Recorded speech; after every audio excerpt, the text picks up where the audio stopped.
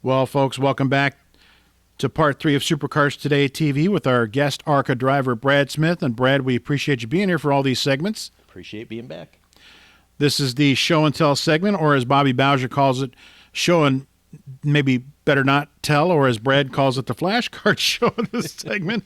And we hope you enjoy this programming. Please like and share our content so that we can get those views up and those algorithms hit, and that way we can keep doing this. We can have people like Brad on, or Charlie Paxton, or a Bobby Bowser, or a Joe Ruttman. Pretty graphic up there, spanning your career there. And sorry to go from that to this. We're going to lead into the 2000 and this is, I believe, 2009 and 10 or 2010 and 11 part of Brad's career. Maybe 9 and 10. I'm sure it'd be 9 and 10. That is a pretty car. Yep. Except it's black, and you guys are all in black. I hate black. You must have been nuts, because that's hot. The sponsor wanted that color scheme. So we did it like dutiful, little racers. We repainted the car from white to black, put his name on it, his numbers, the number with his font and all that good stuff. Did you think you guys were going somewhere then? I mean, okay, hey, we got a sponsor, it looks good, we're getting... I really did, because when we first got hooked up with Jim, he was enthusiastic. He was really happy with the publicity he was getting. Obviously, we weren't getting a lot of money, but he was the kind of guy that, he was putting the money into not only the car, but he would buy T-shirts and... he bought crew uniforms and things like that. And I thought it was a relationship that we could develop over time. We got a little bit of money over the first 2 seasons with him. And we thought and his business was doing fairly well. So we thought we could grow the deal with him.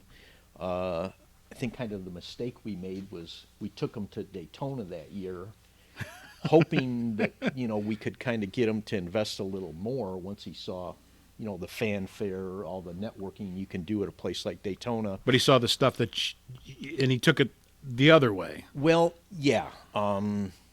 He became an expert overnight and then wanted to start telling us what to do and, how to run our business. And, he wanted to get us involved in some stuff we weren't comfortable doing, like buying a shop, hiring a full-time crew chief, which, don't get me wrong, we'd have loved to have done it, but we needed a commitment to do that. I'm not going to go hire a crew chief away from another team only to have to let him go a month later. Or who's going to move to Michigan. Right. Who's going to move like to Michigan. Like a quality crew chief. And same thing with buying a shop.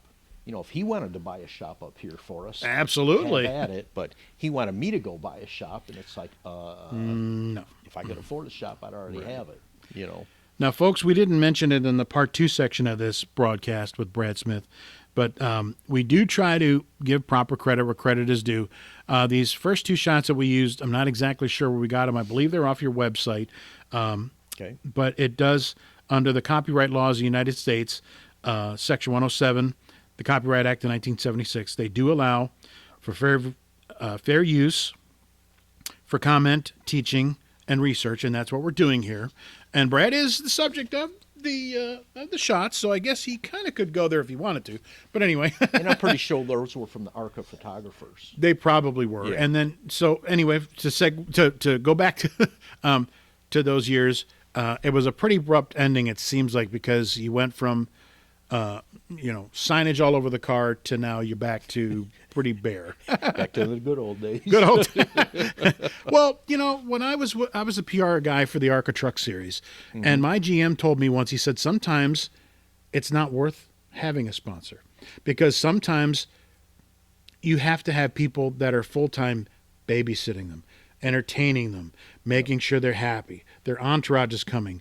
Yep. We have to feed them. We have to let them in, and that's fine. Right. Then you have to change all your uniforms. You have to change all your signage. You have to change all your business cards. So, I mean, I guess it's good, and I guess it's bad. Well, it's good in that, they're giving you a little bit of money. Our issue with sponsorship was, I way undersold it, and for what they were putting in, they were wondering why we weren't beating Eddie Sharp's $1 million race cars. And it's like, what you gave us doesn't really even cover travel expenses, let alone get us to the front of the pack. And then, like you said, we started doing things like we painted all the race cars. You know, we went from That's white not to cheap. black, right? And we gave him a car as a show car that he could drag around the place. Well, we painted that on our own dime, you know, so he could take And the it around. decals aren't cheap. No, the decals aren't cheap. Painting's not cheap. You know, dragging cars from Michigan to Indiana wasn't cheap. And, you know, it wasn't only the money aspect, it was the time aspect where it was taken away from working on the race car, trying to satisfy the show car end of the deal. Now, do you think that's what kind of led to I'm probably done and I'm out of money, and now you're doing a starting park for like the Rollo brothers here, and I believe this is 2012, I think? Yeah, when that sponsorship went away, I mean, we went back to running on my dime. And as you know, racing just has been getting more expensive over the years.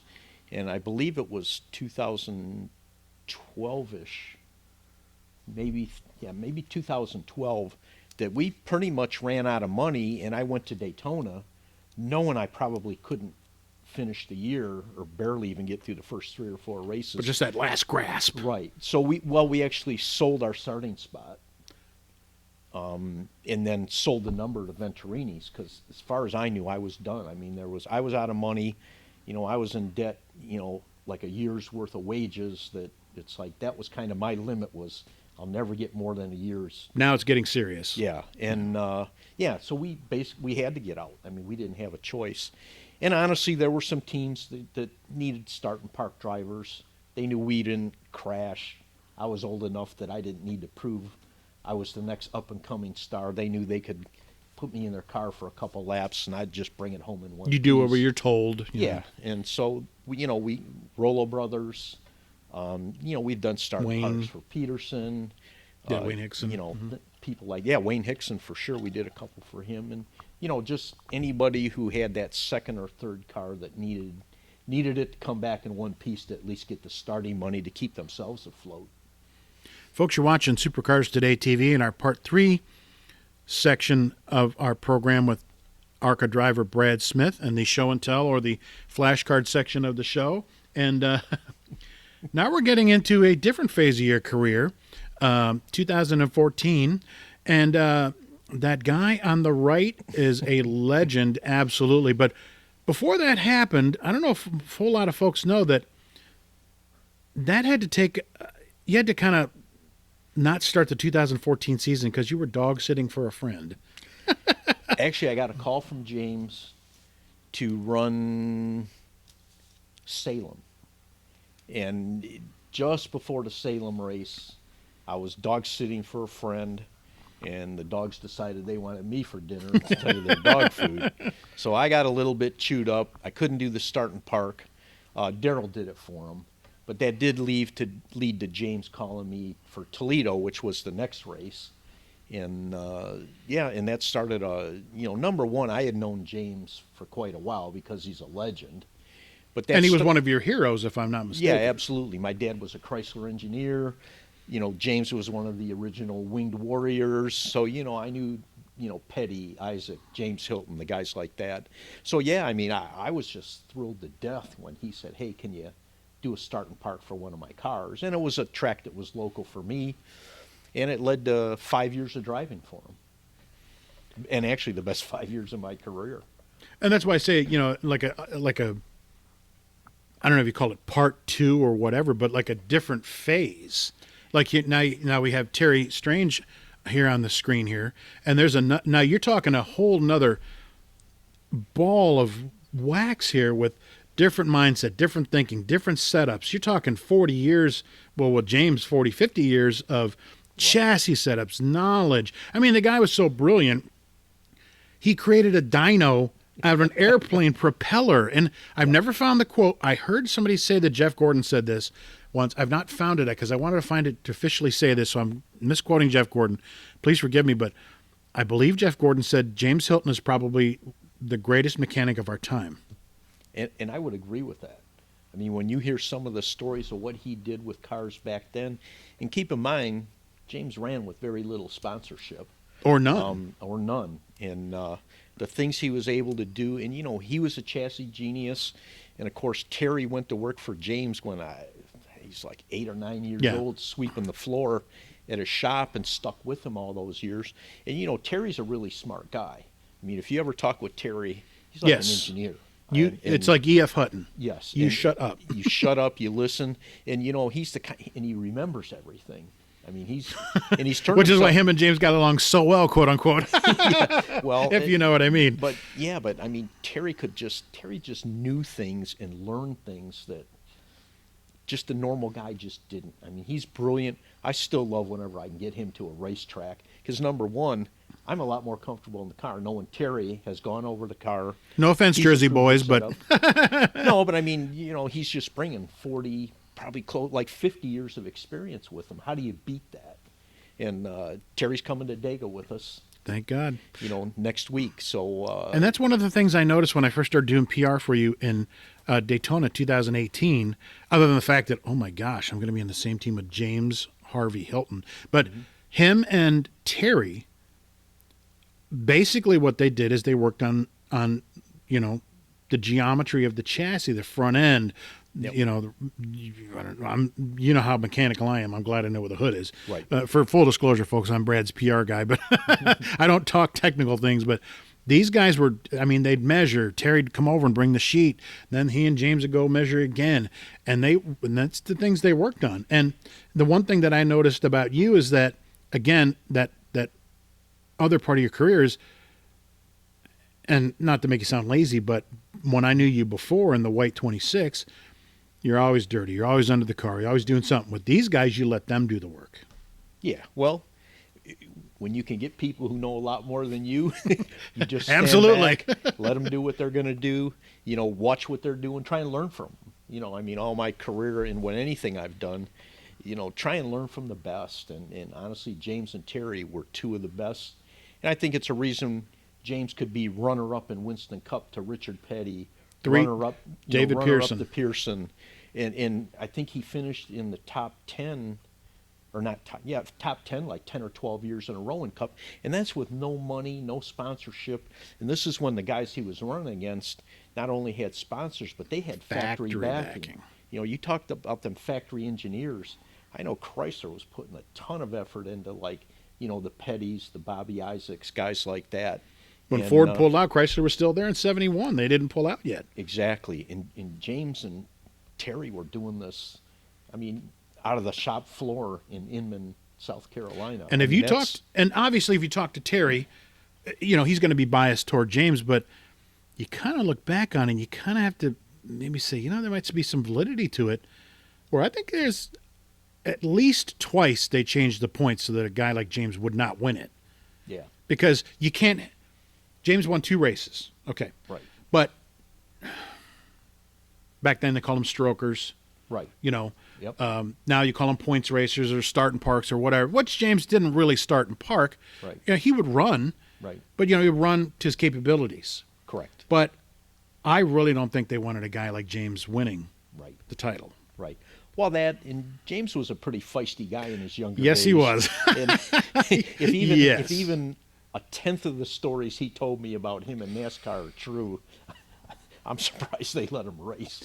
I heard the story one time of, I believe it was Dover. I know the Pocono one where he qualified within, a half second of himself or something the lap before. Uh-huh. But I thought I heard a story from Dover a couple years after that where he put a mechanical horn in, to play cucaracha or something, and he said that he called them the hot dogs at the time. Uh-huh. They don't know when I'm there, and they say I'm going too slow. Well, I guess I'll just help them and let them know where I'm at. So something, I'm sure Bill Gasaway and Dick Beattie, the former Winston Cup directors at the time, loved that. Oh yeah, that's the kind of guy James was. So yes, if anything could be said about James, he did it his way. James did it his whether way. NASCAR liked it or not. No matter what. And it cost him.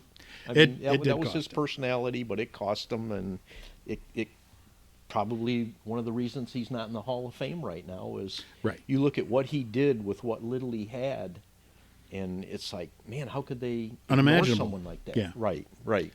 Now we're into 2015, and we're talking I would like to wonder what would happen in 2015 if the Talladega wreck hadn't happened. And folks, we do have another video presentation, a two-parter with Brad that we also filmed that you can watch, where Brad goes into a lot more depth about that. Probably one of the most unique single-car accidents in stock car history that a guy actually walked away from. And here's that car. And here is the aftermath at James's shop. And you and I were talking in that other segment here. We are in part 3 of our show and tell segment with driver Brad Smith. But in the Talladega segment, that there probably wasn't a straight edge on that car. No, in fact, the car looks pretty clean there with all the It does. stuff cut off it. But that car was junk. There really was not a straight piece on there. Even the center section got bent a little bit. I think I told you before, I think the oil tank was the only thing that didn't get broken or crushed in that accident. Now, here you are in the hospital, and you look in pretty good spirits, but I would imagine the drugs are playing a pretty good role in that. Well, I was in the hospital for 2 weeks, and I only remember about the second week of it. I've heard people come and say, "Oh yeah, I came and visited you 3 or 4 times," and it's like, I don't remember, but thanks. I remember once, but okay. But they put you on morphine when you're when you're in a lot of pain. And, Thank God you didn't get addicted. Yeah, and I'm sure I had plenty of morphine.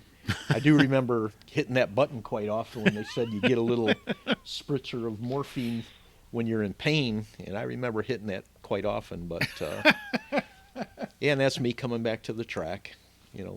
Missing my buddies. Missing Moon Pie, our good friend from what's now General Tire. And just having wanting to see the guys again. I really missed it when we were away from the track being injured. Which led you back to 2016, and I'm going to make sure to zoom in on this shot. For some reason, it's not that large, and I want to make sure that we accentuate this point, because 2006, you were the ARCA Sportsman of the Year, but 2016, you were the General Tire Spirit Award winner. Right. And I know that honor is extremely important to you. Why don't you talk about that for a second? Well, I'll tell you what, it's an honor to even be considered, because basically they're trying to talk about the person who most embodied the ARCA spirit for the year. And you got to remember, there's a ton of crew chiefs working 12 to 15 hours a day. There's drivers who've gone through all kinds of things, to keep racing. There's ARCA officials, there's engine builders, there's safety people.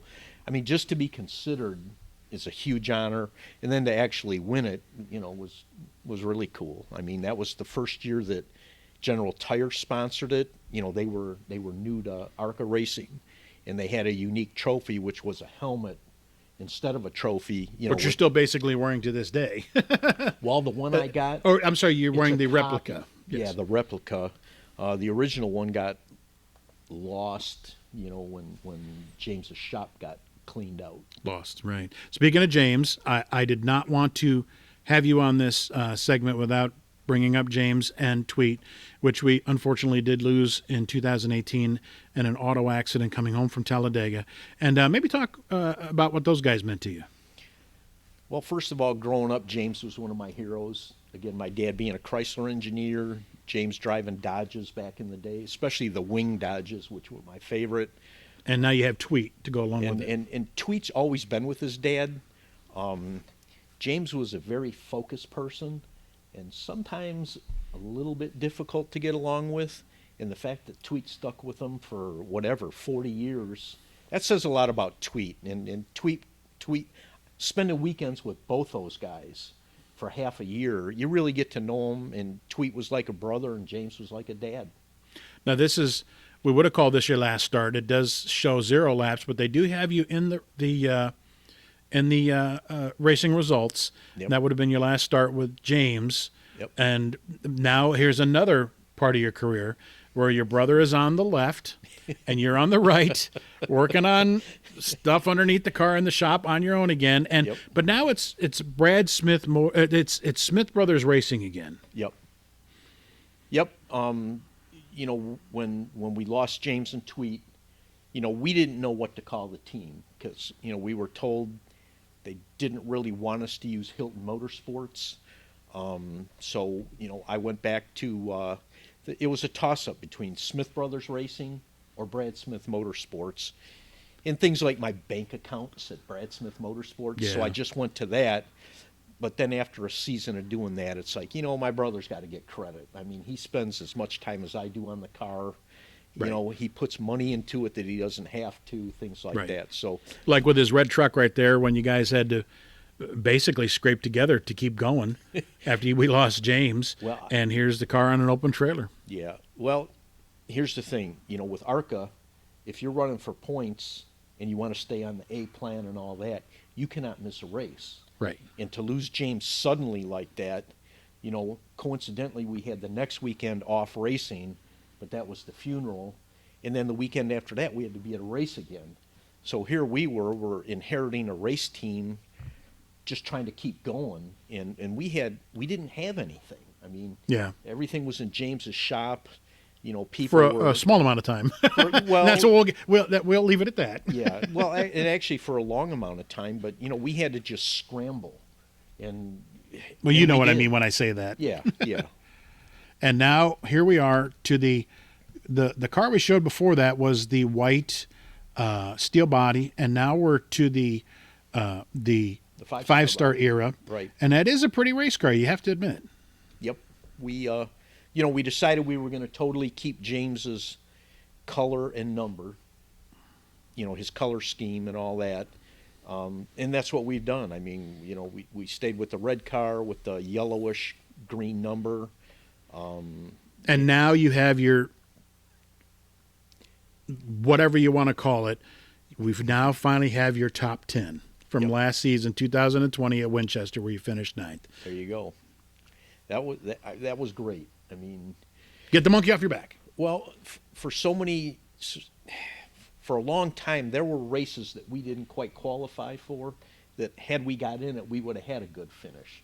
But it just seems like we could never be there, when the accidents were to finish in a top 10. And that one we just were. We finished. It was a little bit unfortunate that had to run the same set of tires the whole race, and that really slowed us down the last 100 laps or so. But, hey, we did what we had to do, and we finished 9th, and it felt great.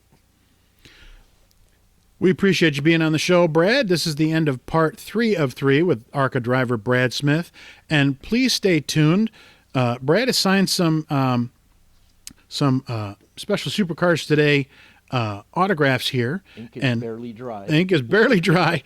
And watch our social media pages for what to do to win some of those, to win a chance at some of those, because it'll be a random draw. Brad, we appreciate you being on the show. And as you can see by the last graphic up here, it's back to pushing the car out of the pole barn, through the grass, and onto the trailer. Yeah, exactly. And I appreciate being here, Kevin. I appreciate the opportunity. Well, again, sorry I didn't have you on in 2019. I now can get this off my conscience. And folks, if you wouldn't mind liking and sharing our page, we appreciate it. And thanks for being a guest, Brad. We'll see you at the track. Thanks again, bud.